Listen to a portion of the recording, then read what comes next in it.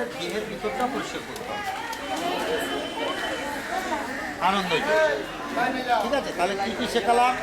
হস্ত প্রসারণ, এই 1 নাম্বার, এই 2 নাম্বার, এই 3 নাম্বার।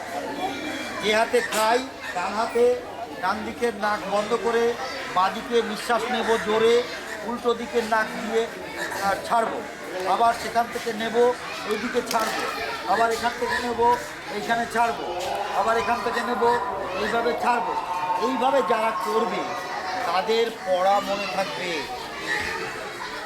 একটা জিনিস মুখস্থ করতে সময় লাগে না? একটা কবিতা, পাতা গাছে পোকা পাখি, ডালিম গাছে মোর, বিয়ের দাদার মরমরি খান, ঠাকুর দাদার বউ, আয় রে আয় দিয়ে নায় ভরা দিয়ে, এটা আমরা মুখস্থ করি তো। তাহলে ধরো তুমি 10 বার পড়লে মুখস্থ হলো, আর যে এটা করবে তার 5 বার পড়লে তার মুখস্থ হয়ে যাবে। কেন? কারণ আমি যে হাওয়াটা এইভাবে নিচ্ছি, সেই হাওয়া আমার ওই যে তো ও এই মাত্র বললো আমার মাথাটা দিচ্ছে, তার মানে কি এই হাওয়াটা যে আমি নিচ্ছি আমার মস্তিষ্ক আমার শরীরের মধ্যে হাওয়াটা ঘুরিয়ে ঘোরাচ্ছে। কেন বলো তো?